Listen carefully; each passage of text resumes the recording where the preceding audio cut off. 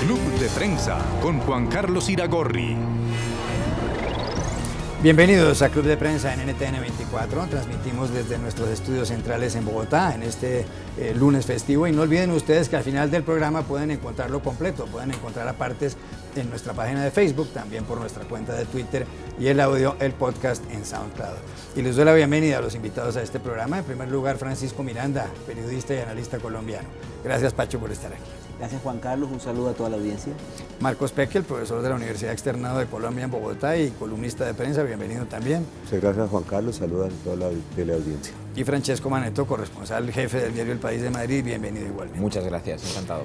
El primer asunto, Francisco, tiene que ver con Colombia y esencialmente con una columna, un editorial publicado el viernes de la semana pasada en el diario Portafolio, uno de los periódicos económicos más importantes del país. Artículo firmado por Ricardo Ávila, periodista muy conocido y director de Portafolio y además subdirector de opinión del diario El Tiempo de Bogotá. Se titula Mejor a pesar de todo. Y lo que dice Ávila es que la encuesta de calidad de vida del DANE, del Departamento Administrativo Nacional de Estadística, trae unos datos que permiten ser, en cierto modo, optimistas en Colombia. El artículo titulado Mejor a pesar de todo dice, por ejemplo, el tamaño de los hogares, esto no tiene que ver con la primera parte, hoy en día es de 3,3 personas, tamaño promedio. Los hogares donde vive solamente una persona, personas que viven solas, son el 15%. Pero, por ejemplo, la cobertura de energía eléctrica en Colombia está en el 99%. La cobertura de alcantarillado está en el 94% en las cabeceras municipales, solo del 17% en las zonas rurales, en el campo. El 88% de los hogares colombianos tienen nevera o refrigerador, como dicen en otros países, un 11% más que en 2012. Y concluye el artículo de Ávila diciendo que los colombianos son en general muy pesimistas, a pesar de que en las encuestas sale Colombia como el país más feliz del mundo, pero de que aquí no todo está tan mal. ¿Usted coincide con este análisis? Creo que hay que diferenciar, Juan Carlos, entre esas cifras fundamentales de mejora de la capacidad adquisitiva de los colombianos, la llegada de un buen porcentaje de colombianos pasando de la pobreza a una condición de clase media bajo estándares internacionales, el aprovechamiento criticado por algunos, pero de cierta manera que goteó a sectores de la sociedad colombiana de las bonanzas en los últimos años, de las bonanzas de recursos naturales. Si nosotros comparamos el país de los años 60, los años 70, los años 80, al país de hoy, claramente hay mejoras y desconocerlo sería necio. Otro es el tema en el cual los colombianos y sus expectativas, ¿qué es lo que están midiendo las encuestas? Si nosotros venimos de una bonanza de recursos naturales y el gobierno nacional toma unas decisiones sobre seguridad, sobre conflicto, sobre reforma tributaria que afectan esa sensación de calidad, eso es lo que se está registrando. Entonces, ambas interpretaciones son ciertas, Juan Carlos. ¿Es Colombia estructuralmente un mejor país? ¿Tiene mejores números? ¿Tiene mejores indicadores? ¿Viene derrotando a la pobreza? ¿Ciudades intermedias van creciendo? Sí. ¿Tienen los colombianos hoy motivos para sentirse pesimistas, para ver que no hay claridad en ciertas políticas importantes como la paz o la economía o el propio costo de vida? También. Marcos Peque, este país tiene, Colombia, 1.141.000 kilómetros cuadrados, casi 50 millones de habitantes. Es un país lleno de contradicciones, un país de contrastes, un país que no ha sido tampoco muy estudiado por los historiadores. Incluso David Bushnell, en su gran libro titulado Colombia, una nación a pesar de sí misma, dice eso en el prólogo, un libro de hace ya varios años y quizá la mejor historia en un solo volumen de Colombia. Y para rematar, es un país a veces tan difícil de entender que en algún cuento de Borges un personaje dice: ser colombiano es un acto de fe.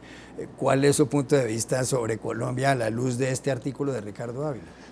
Yo creo que la situación de Colombia ha mejorado sustancialmente, pero como la naturaleza humana es que si yo no tenía este vaso de agua y yo lo tengo, un mes después lo sigo teniendo, ya quiero algo más.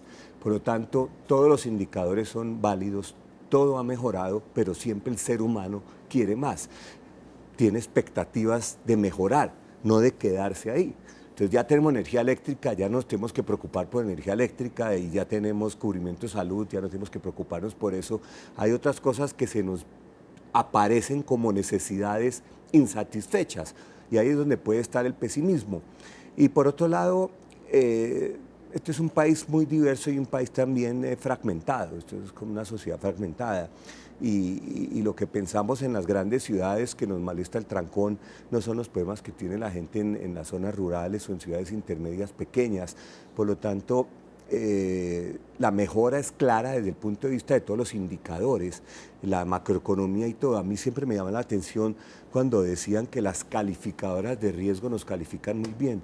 Dije, pues que a las calificadoras de riesgo les interesa es, si una empresa viene a invertir acá, que pueda sacar sus dólares. No le interesa la situación humanitaria, ni la situación de pobreza, ni la situación de desplazamiento que pueda haber. Nosotros tenemos unos números también muy feos que no están en la columna, que es un número de desplazados muy alto, que es la población en los barrios marginales en las grandes ciudades y que son personas que también tienen expectativas. Creo que el pesimismo en Colombia es histórico, siempre queremos mejorar, siempre queremos algo más, pero yo creo que en ese sentido Colombia comparado hoy con hace 10, 15, 20, 30 años es mucho mejor.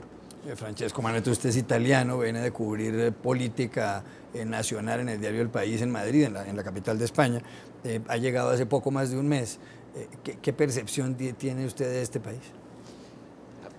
Yo llegué y como en el último año se viene hablando mucho de Colombia en Europa, en España y en Europa en general, y hay una percepción bastante positiva del país, sobre todo a raíz, digamos, de la proyección exterior del acuerdo de paz con las FARC. Es verdad que llama la atención llegar y encontrar un país polarizado de facto, ¿no? en la vida cotidiana, y por otro lado un país pesimista. También es cierto que es verdad que la política y los ecosistemas políticos se mueven en función de las expectativas de la ciudadanía, y es verdad que el pesimismo es casi una condición sin la cual sería imposible mejorar, ¿no? Quizá pues he venido escuchando pues, reflexiones en torno a una suerte de pesimismo ontológico casi, ¿no? de los colombianos también, pero es verdad que visto con perspectiva Colombia ha mejorado sus indicadores, sus datos, hablan solos en las últimas décadas. Es evidente, es verdad que hay un proceso de paz que, guste o no, pues está allí, se está implementando y a ver cómo se desarrolla, con lo cual es verdad que la situación es mucho mejor que hace unos años, objetivamente y visto con perspectiva. Dicho esto, pues es perfectamente comprensible que la ciudadanía quiera más, evidentemente. Hay una cosa que me llamó la atención, Juan Carlos, antes del plebiscito por la paz de octubre 2. Viajando por Colombia me puse a hablar con la gente en las zonas rurales, vendedores a la vera del camino, tenderos en lugares pequeños, y uno les preguntaba por el plebiscito y no les decía nada, no les decía ni no ni sí, simplemente es algo que no estaba en su radar. Vimos una abstención del 70% casi, y llama la atención que todavía somos un país con una muy baja participación política. Entonces esa polarización entre las élites tiende a ser muy magnificada. Pues me llama la atención que la gente, usted va a votar el plebiscito, algunos ni sabían de qué les está hablando, y otros no tenían opinión, y otros no les importaba ni cinco, les importaba vender sus duraznos o sus tomates. ¿Está de acuerdo con ese análisis de Marcos Pecker, que seguramente el debate, la polarización en Colombia es entre élites y no dentro de los ciudadanos comunes y corrientes? Claro, yo estoy muy de acuerdo con eso. Pienso, de hecho, inclusive la polarización se da entre élites regionales. Colombia está fragmentada en un país que se encuentra comprometido con el proceso de paz, que sus líderes económicos y sociales y políticos se encuentran alineados, y hay otro país, un país que lleva sistemáticamente en las últimas 4 elecciones votando en contra de eso. Sus élites, sus dirigentes y el poco porcentaje de personas que participan. También existe ese otro país, que es el país de la apatía, que se está comentando ahorita, que también existe. Pero sobre todo, las élites, las dirigencias colombianas tienen 2 visiones de país completamente diferentes.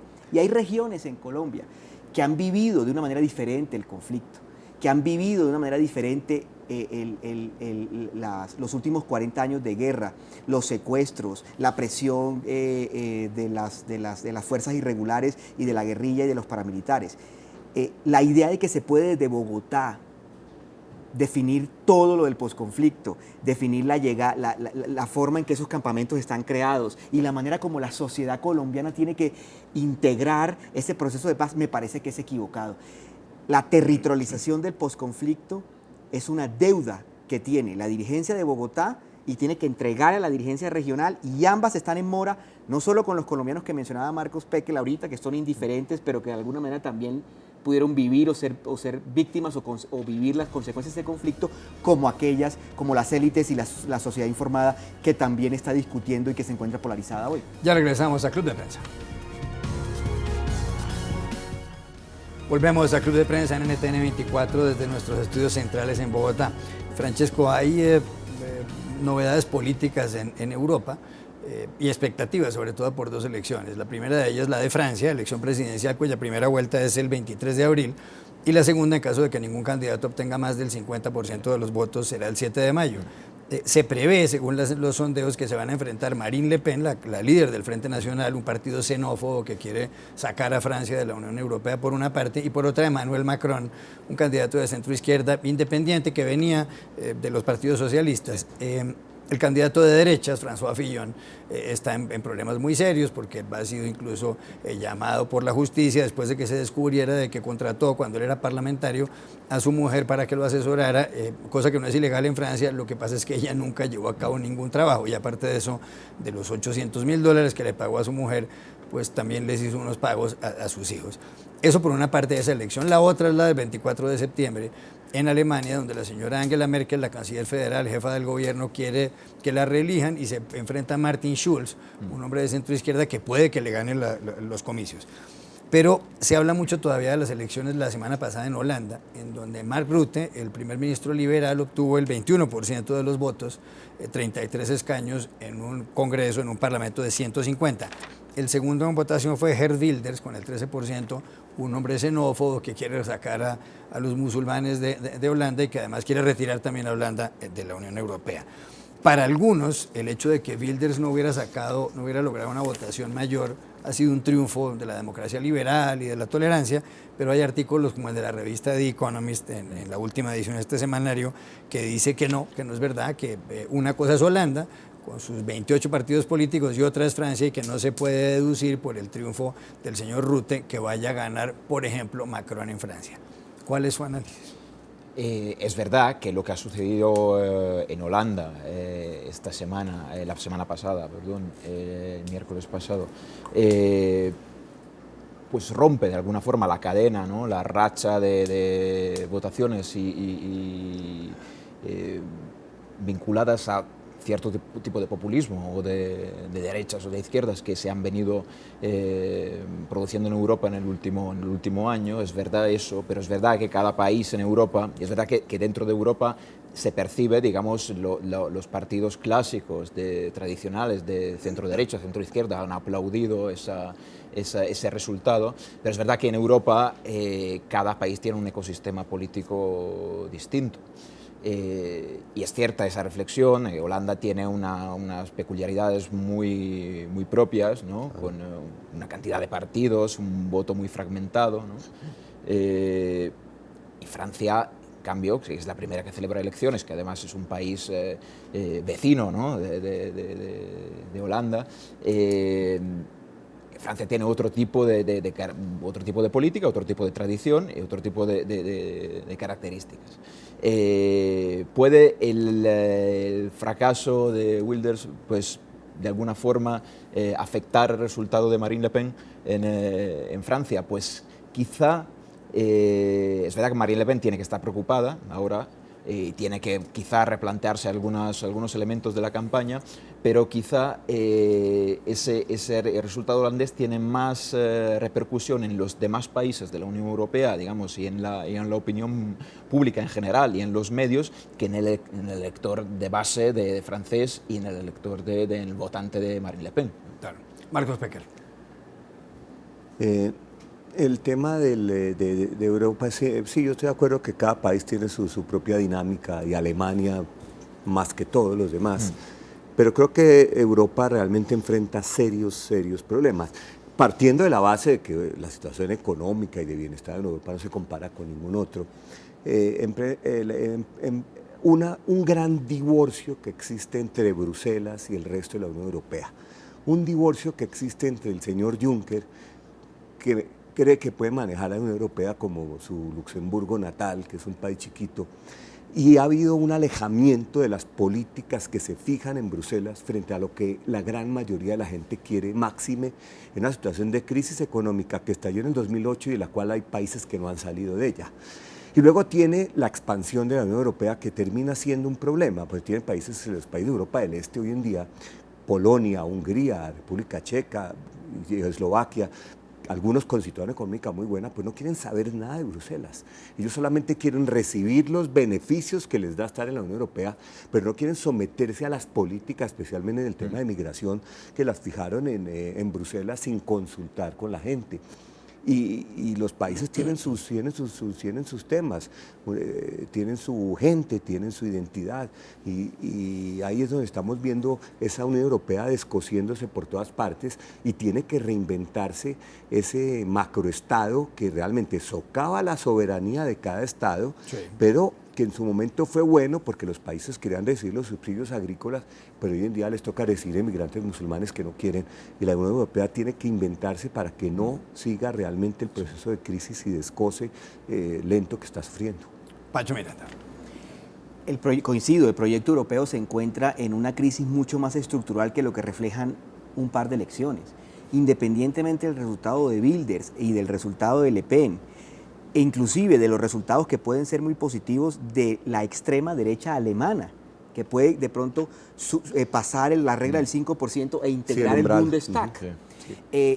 Lo que estamos viendo es que lo que hace 10, 12, 15 años eran considerados partidos minoritarios, extremistas, lo que los analistas en inglés llaman fringe, que se encuentran en el extremo político, que responden a minorías muy específicas y a bases electorales muy pequeñas.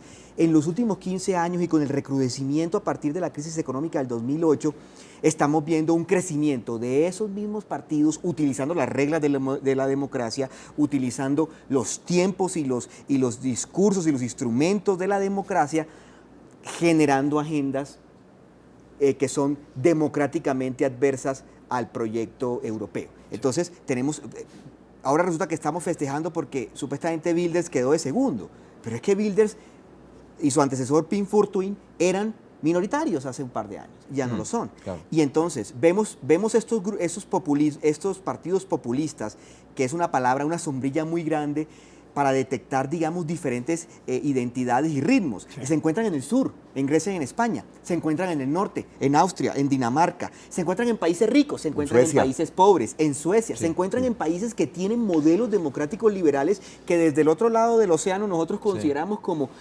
dignos a replicar. Se encuentran en países cuyos modelos de integración y de integración de minorías, sí, llámese musulmanas, norteafricanas, eran considerados hasta hace un par de años modelos a seguir por otros países mucho más fragmentados. Se encuentran en países heterogéneos en términos de etnia y de historia, y en países armados por partes que también son típicos de Europa. Claro. Entonces, toda esta descripción variopinta es simplemente para enviar un mensaje. No basta con una elección, hay un crecimiento del populismo, y los partidos tradicionales y los sistemas políticos tradicionales de Europa todavía no le han dado a ese electorado europeo respuestas claras, sí, salidas económicas, claro, tangibles, caminos dignos que respondan a sus emociones y a sus nacionalismos y a todo este tipo de elementos. Sí. El éxito económico, la bonanza, el crecimiento de 70, 80 y 90 cegó a esta dirigencia política europea, que no vio venir ese crecimiento, que es una realidad. Europa ha sido más, como es hoy, que lo que fue entre 1960 y 2000. Estoy de acuerdo, pero también estoy de acuerdo en que la única solución, la salvación de Europa, es una reinvención de Europa desde Bruselas, porque si no, digamos, la alternativa, salgámonos de la Unión Europea o quedémonos, es falaz de alguna manera. Sí, falaz. Coincido, el proyecto europeo es un proyecto de paz. Tengo que ir a una pausa ya. Ya regresamos a Club de Prensa. Volvemos a Club de Prensa en NTN 24 para despedirnos porque se acabó el tiempo. Gracias Francisco Miranda, Marcos Pekel y Francesco Manetto. A ustedes los espero mañana nuevamente en Club de Prensa.